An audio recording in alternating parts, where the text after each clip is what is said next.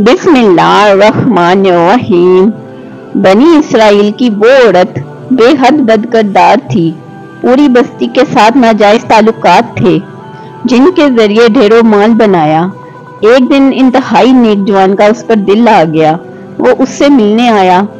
उसे देखते ही थर थर कांपने लगा। और बनी इसराइल में एक औरत थी जो बहुत ही बदकिरदार थी। अल्लाह ने उसे हुस्न जमाल खूब दिया था और वो बदकिरदार में इंतहा दर्जे की थी। पूरी बस्ती के साथ उसके नाजायज ताल्लुकात थे। वो इतनी मालदार हो गई कि अपने लिए एक बहुत बड़ा महल बनवाया और तखत भी बनवाया जिस पर वो रोजाना बन सवर कर बैठती थी और उसके साथ गलत ताल्लुक रखने वाले पूरे शहर के मुड़ा आते थे। उस औरत की जिंदगी ऐसे ही गुजर रही थी कि एक मर्तबा क्या हुआ कि वो अपने घर का दरवाजा खोलकर तखत पर बैठी कि करीब किसी और बस्ती का नौजवान जो कि बहुत ही नेक और इबादत गुजार था वो उधर से गुजरा और गुजरते हुए जो अचानक उसकी नजर उठी और उस औरत पर जा पड़ी और उस औरत की ऐसी तस्वीर उसके दिल में छुपी कि वो आगे तो चला गया मगर उसका ध्यान और इधर ही भटक गया। वो फिर जहां भी बैठता, मराकबा में, तस्बीहात में, जिक्र में, तलावत में, जब भी बैठता उसका दिल ही नहीं लगता था। उस नौजवान ने रोजे भी रखे लेकिन उस लड़की का ख्याल दिल से निकाल न सका। उसने अपने आप को बहुत तकलीफ पहुंचाई। कई कई दिन अपने आप को भूखा प्यासा भी रखा मगर उसके दिल से उस औरत का ख्याल ना निकल सका। हत्ता कि एक दिन उसने सोचा कि जब उस ख्याल से मेरी जान ही नहीं छोड़ती तो क्यों ना मैं उसके पास चला जाऊं। चुनाचा उस नौजवान के पास थोड़ा बहुत सामान था। उसने उसको बेचा और इतने पैसे तैयार किए जितने से वो बदकार औरत अपने पास आने की इजाजत देती थी। वो उस औरत के पास आया और उसको पैसे देकर उसके साथ तखत पर बैठ गया। बातचीत करने लगा। अचानक बातचीत करने के दौरान उसके दिल में ये ख्याल आया कि मैंने नेकोकारी के इतने साल गुजारे हैं, आज मेरे अल्लाह ने मुझे इस गैर महरम औरत के साथ बैठे हुए भी देख रहे हैं। बस ये ख्याल दिल में आया तो अल्लाह का डर दिल पर गालिब आ गया और नौजवान ने कांपना शुरू कर दिया। औरत ने उससे पूछा, क्यों कांप रहे हो? तुम्हारा चेहरा क्यों पीला पड़ गया है? तो उस नौजवान ने कहा, मेरी तबीयत ठीक नहीं है। तो उस औरत ने कहा, तुम जिस मकसद के लिए यहाँ आए हो वो पूरा करो और जाओ यहाँ से। उस नौजवान ने कहा, नहीं। वो औरत बहुत हैरान हुई कि आज तक मैंने अपनी जिंदगी में ऐसा मर्द नहीं देखा जो मेरे करीब इस तरह तखत पर आकर बैठे और फिर बुराई किए बगैर ही चला जाए। तुम कैसे नौजवान हो? मगर उस नौजवान ने कहा, ये जो मैं पैसे आपके लिए लाया था ये तुम रख लो और मुझे जाने दो। उस औरत ने कहा, तुम कौन हो और क्या हो?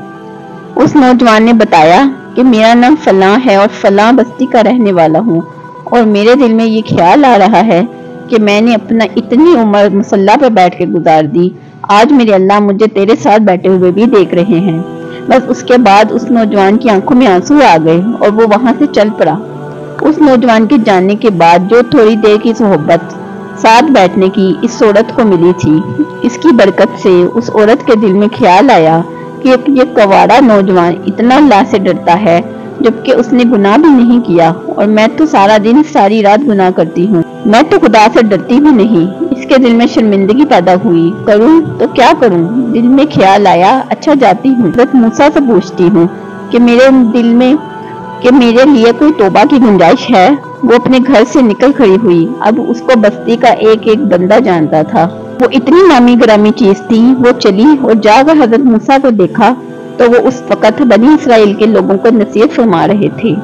उसने किसी आदमी के जरिए पैगाम भेजा कि हजरत मूसा से जाकर कहो मैं उनसे मिलना चाहती हूँ। उस खुदा के बंदे ने सीधा जाकर सबके सामने कह दिया, हजरत आपसे फलां औरत मिलने आई है। जब हजरत मूसा ने जब नाम सुना तो बहुत जलाल आया। ये लोग क्या सोचते होंगे कि ऐसी औरत उनसे क्यों मिलने आई है, इनका क्या ताल्लुक है इससे? हजरत मूसा ने गुस्से में कह दिया, चली जाए यहाँ से, मैं नहीं उससे मिल सकता। उस बेवकूफ ने आकर कहा, मैंने बात कही, वो तो बहुत खफा हो गए और तुमसे नहीं मिलना चाहते। वो औरत डर गई। उसने कहा, मेरी बदकारियां ऐसी हैं कि अल्लाह तो मुझसे पहले ही नाराज है, तो अल्लाह के नबी भी मुझसे बात करना नहीं चाहते। میرے لیے تو اب دنیا میں کوئی ٹھکانہ نہیں۔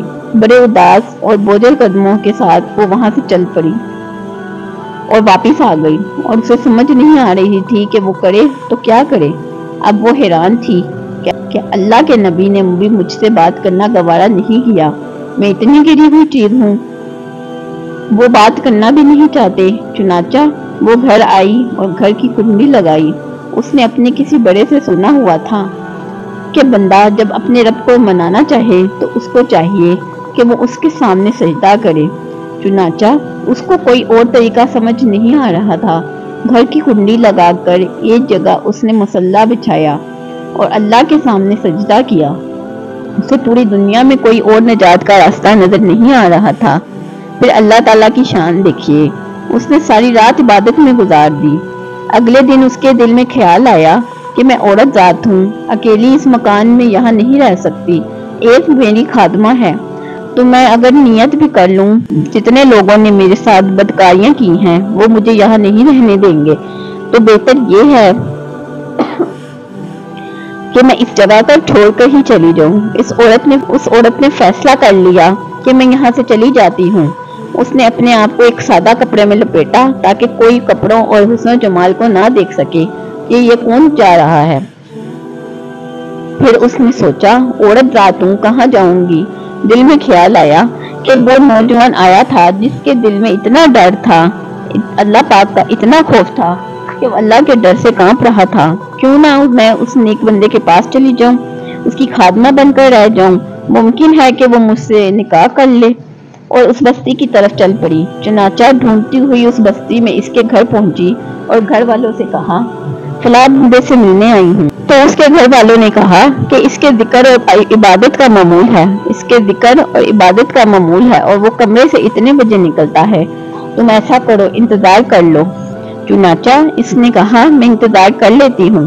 وہ انتظار میں بیٹھ گئی۔ جب انتظار کرنے بیٹھی ہوئی تھی تو اچانک اس نوجوان نے دروازہ کھولا۔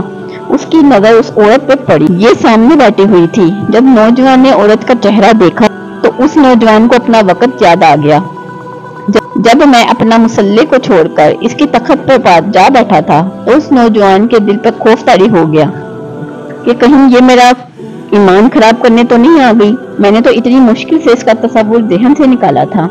پھر نوجوان پر اتنا خوف طاری ہوا کہ وہ وہیں گر پڑا اور اس کی جان چلی گئی۔ اب اس کی وفات پر گھر والے بھی رنجیدہ اور اس عورت کو بھی بہت غم تھا۔ خیر 3 دن کے بعد اس عورت نے اس کے گھر والوں کو بتایا کہ میں تو اس نیت سے آئی تھی۔